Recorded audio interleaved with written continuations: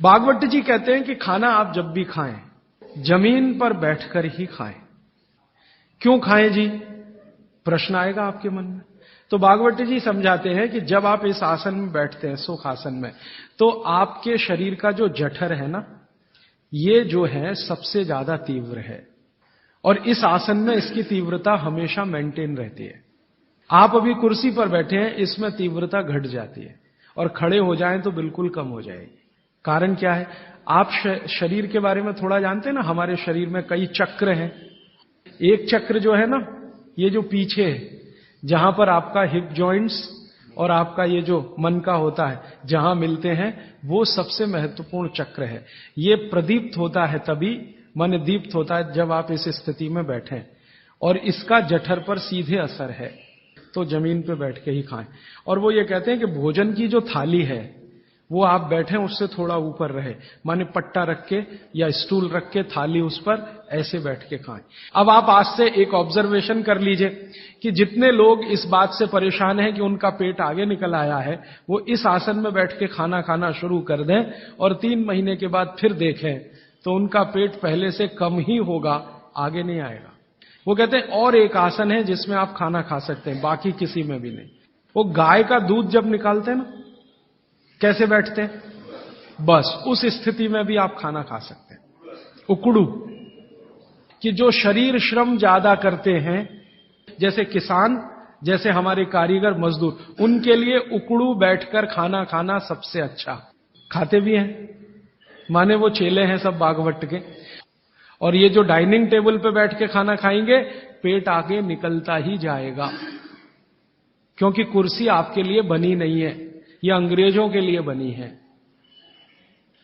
अंग्रेजों के लिए कुर्सी इसलिए बनी है कि ठंड बहुत है ना, तो जॉइंट्स कड़क रहते हैं उनके, सभी जॉइंट्स कड़क होंगे, कठोरता आएगी।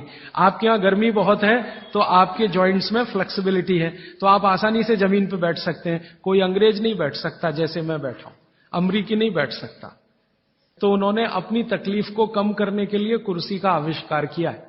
आधे तो बैठे, वो आपके लिए नहीं है कुर्सी, ये अंग्रेजों की देन है। तो मेरी आपको विनती है कि डाइनिंग टेबल पे खाना ना खाएं। तो आप कहेंगे जी ले लिया तो बहुत सारा कचरा भर रखा है आपने घर में, क्या करेंगे उसका? हमको हिंदुस्तानियों को पिछले 60-70 साल में या 100 साल में एक गजब बीमारी हुई है, दुनिया भर का कचरा घर में लाके रखना।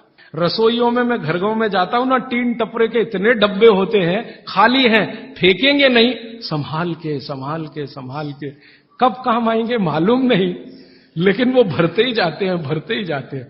रसोई में इतने डिब्बे डब्बियां हैं, काम के शायद उसमें आधे भी नहीं है, लेकिन रखा हुआ है। पता नहीं कचरे से इतना मोह क्यों है। जो बाहर फेंकना चाहिए वो घर में सजा सजा के रखा हुआ है। और फेंकने की बात करो, अरे पता नहीं कभी काम आ जाए, और वो कभी 60 साल में भी नहीं आता, 100 साल में भी नहीं आता। तो उसी कचरे में मैं गिनता हूं आपकी डाइनिंग टेबल। अब आप जरा हिसाब निकालो जी, ये आपने लाके रखी है डाइनिंग टेबल, मान लो ये 100 स्क्वायर फीट की है, 10 बाई 10 की है, या मान लो 50 स्क्वायर फीट की है। 50 स्क्वायर फीट की जगह आपने घर में घेर रखी है, क्या भाव है मद्रास में जगह का? 3000 रुपए स्क्वायर फीट, और 50 स्क्वायर फीट आपने घेर के रखा है। जरा जोड़ लो ना 3000 में 50 का गुणा करके, और रोज का हिसाब निकाल लो। तो एक तो खरीदा तब आपने पैसा बर्बाद कर दिया, अब इसको जगह को घेर के बर्बाद कर दिया आपने। तो अगर बन सके तो डाइनिंग टेबल निकाल दें, नहीं निकाल सकते तो कोने में रख दें। अब आखिरी बात, आप कहेंगे राजीव भाई कुछ तो ऐसी बात करो, ये डाइनिंग टेबल ले आए तो इसका कुछ तो उपयोग करो।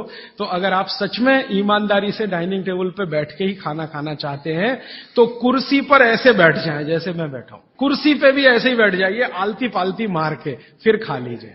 और नहीं है अगर डाइनिंग टेबल तो बहुत सुखी है, मत लाइए, मेरी तो विनती है, मत लाइए।